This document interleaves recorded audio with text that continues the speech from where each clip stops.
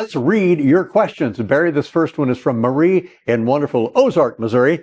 Marie's asking, can you explain, here we have a term for a definition, Barry. We haven't had that often. Can you explain the term rebalancing? And this is not your checkbook. I keep seeing it in retirement planning articles, and I don't think I really understand what rebalancing is. Well, thank you for asking, Marie. Very because we want to help you understand. We really pride ourselves at WealthCare on helping our clients understand important concepts. And so here's the thing to know about rebalancing. Our clients, in particular, are typically invested in probably a half dozen of the 11 different sectors of the S&P 500. So we might own some telecommunications and some energy and some healthcare and some financial companies. And from time to time, one of those sectors will outperform the others and the percentages get out of whack.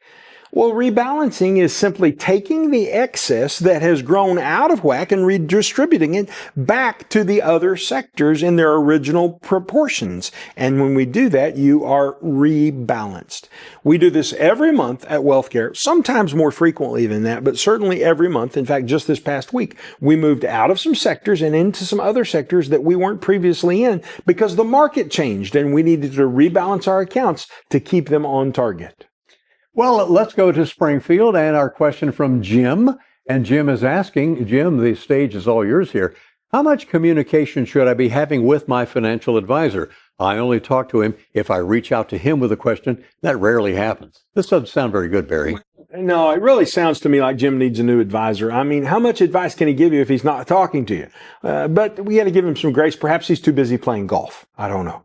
Ooh, ouch. Well, I like golf, and we ought to play as much golf as we want to. But the simple fact is all over the area. Don't go play golf until you've taken care of your clients. I think that's really important. Good. So Jim, really all I can tell you about this is how often that our clients hear from us at WealthCare. Because in addition to our radio and TV shows, we host a couple of podcasts. So there are multiple opportunities every week to hear from us there in broadcast terms. Then every week our clients get mail or email from us talking about things that may be important to them personally.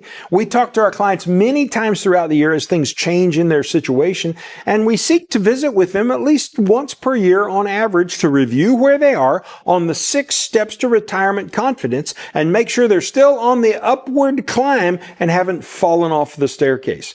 So visiting with clients is automatically built into our process. And on top of that, then periodically we host social events, Ralph, where people can get together. Maybe a Springfield Cardinals game or a show and dinner in Brandon. Those are great. They're a lot of fun. Educational events on topics of interest to seniors.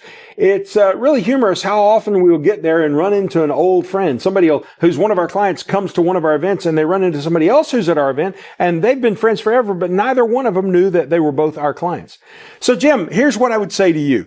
If you have an advisor and they don't call you, that's a bad sign. And if all you ever hear from them is once a year, then that's a bad sign too. You're probably ready for an advisor upgrade.